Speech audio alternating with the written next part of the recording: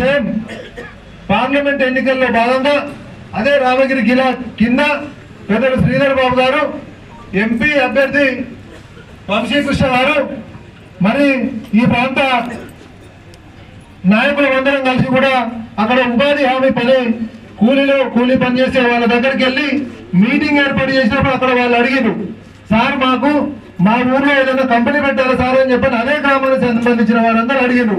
ఇదందరూ కూడా మనందరూ కూడా వీడియోలను కూడా ట్రోల్ చేసిన సందర్భం ఉంది. తప్పకుండానమ్మా పెద్దలు శ్రీధర్ బాబు గారు చెప్పారు ఆ వీడియోలో, రేపు మళ్ళొకసారి మీరు ఇవ్వాల్సిన బాధ్యత ఉంది, అన్ని గ్రూపులలో పెట్టండి మీరు. పెద్దలు శ్రీధర్ బాబు గారు ఇలాగే మైక్ తీసుకొని అక్కడ కింద కూర్చొని భూమి పైన గుట్ట కింద కూర్చొని తప్పకుండానమ్మా మీ గ్రామానికి తప్పకుండా ఏదైనా ఒక కంపెనీని పెట్టిస్తానమ్మా అని చెప్పి మాట ఇచ్చి ఎప్పుడు పార్లమెంట్ ఎన్నికలలో మాట ఇచ్చిన విధంగా ఇక్కడ కోకాకోలా కంపెనీ తీసుకొచ్చి అక్కడ పెడతానంటే కొంతమంది స్వార్థపరులు దానికి ఏంటంటే పెద్దలు శ్రీధర్ బాబు గారు ఏంటంటే దూరదృష్టి ఉంటుంది. ఒకటే తాత్కాలికంగా మనం ఏదో వెనకడంటే బురదల బండలు దాటిపోయే రకం కాదు అయినది. శాశ్వతంగా నిలిచిపోయే విధంగా జేఎన్టీయూని ఇక్కడ ఎట్లయితే శాశ్వతంగా ఉండే విధంగా చేసిండో అదే విధంగా ఇక్కడ కోకాకోలా కంపెనీని పెడితే కోకాకోలా కంపెనీ దాదాపు 400-500 మందికి ఉపాధి దొరుకుతుంది.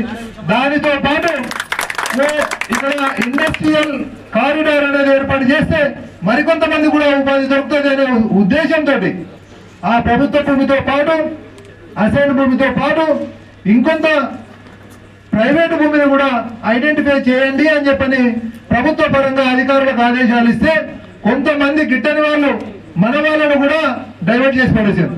కొంతమంది గిట్టని వాళ్ళు ఏం చేసిండ్రు, మీకు ఉపాధి హామీ పనులు దొరకవు, వ్యవసాయ భూమిలో వ్యవసాయ భూమిలో పంట పండిస్తారు, వరి వేస్తారు, పత్తి వేస్తారు, మిర్చి వేస్తారు, కానీ ఉపాధి హామీ కూలీలతో పని చేయించారు కదా, మీకు ఉపాధి హామీ కూలీల పని దొరకదు అని చెప్పి వాళ్ళని డైవర్ట్ చేశారు.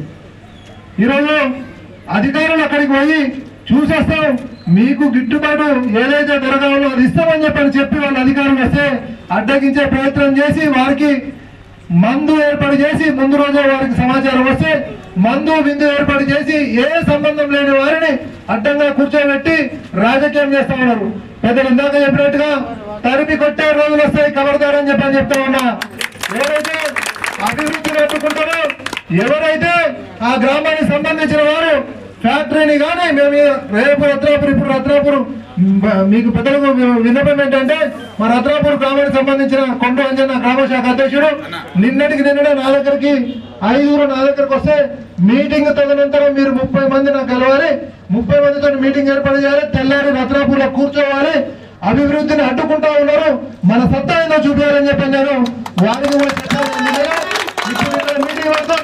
ఇక్కడ ఉన్న వారందరూ కూడా దయచేసి మీరందరూ విఘ్నులు. కాంగ్రెస్ పార్టీ పరంగా పెద్దలు శ్రీధర్ బాబు గారి ఆలోచనకు అనుగుణంగా అక్కడ మనమందరం కూడా ఇండస్ట్రియల్ కారిడార్ ఏర్పాటు చేసే విధంగా మనమందరం కూడా కంకర బతులమై ఒక్క పిలిపిస్తే మీరందరూ కూడా రావాల్సిందిగా కోరుతా ఉన్నాను. అక్కడ ఏదైతే ప్రైవేట్ భూములున్నా వారికి బలవంతంగా తీసుకోం. ప్రభుత్వ భూమి ఏదైతే ఉందో అక్కడ అవసరమైతే ఒక కోకాకోలా కంపెనీ పెడతాం. ప్రభుత్వ భూమి ఏదైతే ఉందో గలీలోనే పెడతాం. మీ ప్రైవేట్ భూములు మాకొద్దు. అసైన్ భూములు ఎవరైతే ఉన్నారో వారందరూ ఇవ్వడానికి రెడీ. ప్రైవేట్ భూములు ఎవరైతే ఉన్నారో 27 మంది ఇవ్వడానికి లిస్టు తయారైంది. మా దగ్గర లిస్ట్ ఉంది, కండపోషన్ దగ్గర సంతకాలతో సహా లిస్ట్ ఉంది. 27 మంది రేపు ఆర్డీఓ దగ్గరికి పోవాల్సిందిగా మీరందరూ కూడా ఈ విషయంలో కంకర బద్దులై రావాలని చెప్పని దయచేసి మీరందరూ మీ పనిగా భావించి రావాలని చెప్పని కోరుకుంటూ చివరా నేను స్పీచ్ అంతా